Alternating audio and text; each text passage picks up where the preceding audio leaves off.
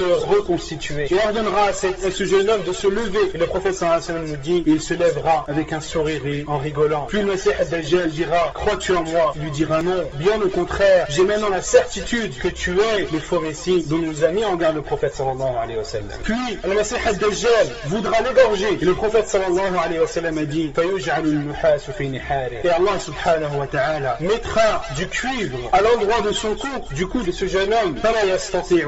Et le faux Messie ne pourra pas l'égorger à cause de ce cuivre. Et le prophète sallallahu alayhi wa sallam nous dit, il le prendra alors par ses mains et par ses pieds et le jettera dans ce qui apparaîtra le feu, mais qui est en vérité le paradis. Et le prophète sallallahu alayhi wa sallam a dit, et le prophète sallallahu alayhi wa sallam a dit, et ce jeune homme sera le meilleur des martyrs auprès du Seigneur de l'univers. Puis, comment est-ce que le faux Messie périra? Comment est-ce qu'il sera tué? Lorsqu'il aura jeté ce jeune homme dans ce feu qui sera en apparence feu mais qui est un paradis, les anges pousseront et expulseront le faux Messie et sa troupe en direction du Sham. Et là-bas, le faux Messie se dirigera vers une montagne appelée Ilia et il combattra les musulmans là-bas. Il y aura un combat qui sera dur pour les musulmans. Et pendant le combat, des hommes ont dit parmi les musulmans, qu'attendez-vous pour vous soulever contre lui? Soit vous le tuerez ou bien alors vous rencontrerez votre Seigneur. Ils se mettront alors d'accord pour aller le combattre le lendemain matin. Et pendant la prière de Subh, leur prière sera dirigée par un homme vertueux, comme le dit le prophète sallallahu alayhi wa sallam. Rajulun salih, qui n'est autre que Al-Mahdi, c'est lui qui présidera la prière devant ces musulmans qui seront en face du faux Messie. Et le prophète sallallahu alayhi wa sallam a dit Al-Mahdi min ahli al-bayt, que le Mahdi fait partie de la famille du prophète sallallahu alayhi wa sallam. Il nous dit Fahuwa min awladi Fatima, il fait partie de la descendance de Fatima radiallahu anha. Et le prophète sallallahu alayhi wa sallam a dit, et le nom de son père est le même que le nom du mien, et son nom est le même que le mien. Puis, lorsque Al-Mahdi voudra présider la prière, c'est à ce moment que Isa alayhi salam, Jésus fils de Marie, descendra du ciel à Damas, dans un endroit connu à Damas, et le prophète sallallahu alayhi wa sallam nous informe qu'il descendra en posant chacune de ses mains sur les ailes de deux anges qui le supporteront. Puis Isa alayhi salam se rendra à l'endroit où ces musulmans prient à Subh, et lorsque le Mahdi le verra, il reculera pour laisser sa place à Isa alayhi salam. Et Isa alayhi salam posera sa main entre ses épaules, il lui dira laka uqimat, c'est pour toi qu'elle a été annoncée, préside la prière. Et lorsqu'ils prieront, et lorsque le Mahdi alayhi salam radiyallahu anhu se relèvera de son inclinaison, les musulmans diront Sami'a Allahu liman hamida, et Isa alayhi salam dira également Sami'a Allahu liman hamida, Allahumma ahlik al-Masih ad-Dajjal waj'al al-muslimina zahirin, ou comme qala sallallahu alayhi wa sallam. Et Isa alayhi salam, lorsque lui se relèvera de son inclinaison, il dira Sami'a Allahu liman hamida, puis invoquera et dira oh Allah, fais périr le faux Messie et donne la victoire aux musulmans. Puis, lorsque la prière sera terminée, Isa alayhi salam ordonnera qu'on ouvre la porte de la mosquée, et lorsque la porte sera ouverte, apparaîtra Dajjal, avec lui son armée, et Isa alayhi salam se mettra alors à la poursuite de Dajjal. Et le prophète sallallahu alayhi wa sallam nous a informé que lorsque Dajjal verra Isa alayhi salam, qu'il fondra comme fond le sel dans l'eau. Et le prophète sallallahu alayhi wa sallam a même dit au point que le prophète sallallahu alayhi wa sallam a dit que si Isa alayhi salam le laisserait comme ça fondre, le faux Messie fondrait jusqu'à périr, sans que Isa alayhi salam n'ait le besoin de le tuer. Et c'est là où Al-Masih ad-Dajjal, le faux Messie, se sauvera, et Isa alayhi salam partira à sa poursuite et le tuera avec une arme qui est plus petite qu'un épée et plus grand qu'un couteau. Puis lorsqu'il l'aura tué, il montrera le sang de Dajjal aux musulmans afin qu'il soit apaisé. Ainsi sera tué le Masih ad-Dajjal, et ce sera la fin de cette tentation terrible, la tentation la plus terrible que connaîtra l'humanité. Puis enfin, quels sont les moyens qui nous permettent de nous préserver et de nous protéger de la tentation de Masih ad-Dajjal? La première, c'est al-aqidatu as-sahiha, c'est la croyance vraie et véridique. C'est de croire avec certitude, de croire sans aucun doute tout ce dont le prophète sallallahu alayhi wa sallam nous a informé, de croire en Allah subhanahu wa ta'ala, en ses noms et en ses attributs, de croire avec certitude, sans aucun doute, qu'Allah subhanahu wa ta'ala n'est pas borgne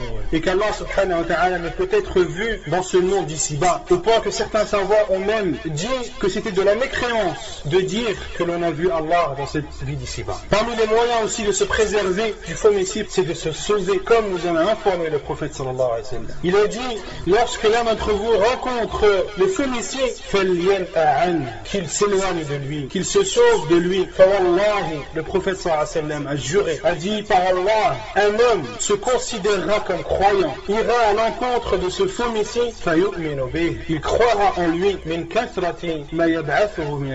il croira en lui par la quantité et la force des ambiguïtés que le faux messie lui fera apparaître. Donc parmi les moyens de se préserver, c'est tout simplement de se sauver.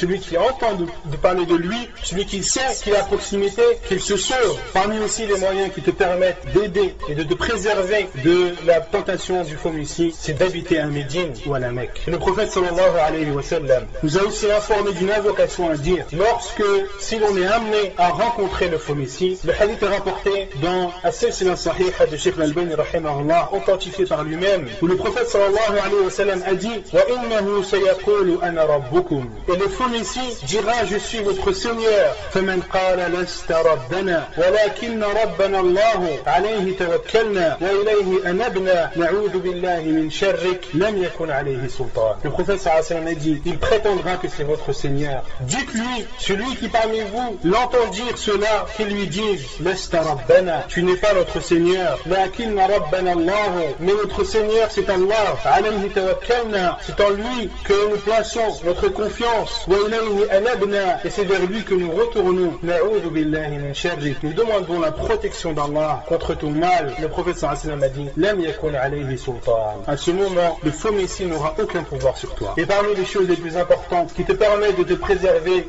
de la tentation du faux messie, c'est d'apprendre par cœur le début de sourate la caverne. Comme le dit le prophète sallallahu alayhi wa sallam, man adrakahu minkum falyaqra alayhi fawatihu surati al-kahf. Celui qui parmi vous le rencontre, qu'il lise sur lui les débuts de sourate al-kahf, comme c'est rapporté dans Sahih Muslim. Et dans un autre hadith où le prophète sallallahu alayhi wa sallam nous précise quels sont ces versets, il dit man hafidha 10 ayat min awwal surati al-kahf usima min ad-dajjal. Celui qui apprend par cœur les 10 premiers versets de sourate la caverne, il sera épargné du faux messie. Hadith rapporté par Muslim. Et un autre moyen que le prophète sallallahu alayhi wa sallam, et je terminerai par cela, qui nous a enseigné à dire pour celui qui serait prêt à aller à l'encontre du faux messie, le prophète sallallahu alayhi wa sallam a dit man qara'a surat al-kahf kama unzilat idha kharaja ila ad-dajjal lam yusallat alayhi aw lam yakun alayhi sabil. Hadith sahahahu al-Albani rahimahullah ta'ala. Celui qui lit la sourate la caverne comme elle a été descendue puis sort pour aller rencontrer et aller à l'encontre du faux messie, il n'aura alors aucun pouvoir sur lui. C'est-à-dire que le faux messie n'aura aucun pouvoir sur ce musulman qui aura lu cette sourate la caverne comme elle a été révélée. Ainsi se termine cette conférence sur la tentation du faux messie, une tentation qui, comme vous le savez, est terrible. Et c'est une chose que le musulman doit croire avec certitude. Il n'y a aucun doute que le faux messie existe à notre époque. Et il n'y a aucun doute qu'il sortira. Et il n'y a aucun doute que tout ce que le prophète sallallahu alayhi wa sallam nous a informé aura bel et bien lieu. À nous donc de nous préparer à cette rencontre, si cette rencontre doit avoir lieu avec nous, et nous demandons à Allah subhanahu wa ta'ala de nous faire mourir avant et de ne pas connaître cette tentation de peur de délaisser notre religion, de la délaisser du jour au lendemain, comme nous en a informé le prophète sallallahu alayhi wa sallam. Qu'un homme sera le matin croyant et le soir mécréant. فنسأل الله تبارك وتعالى أن يرينا الحق حقا وأن يرزقنا اتباعه وأن يرينا الباطل باطلا وأن يرزقنا اجتنابه. Nous demandons à Allah subhanahu wa ta'ala de nous montrer la vérité comme elle est et de nous aider à la suivre et de nous montrer le mal et le faux comme il est et de nous aider à nous en abstenir. وصلى الله وسلم وبارك على نبينا محمد وعلى آله وصحبه أجمعين وآخر دعوانا أن الحمد لله رب العالمين.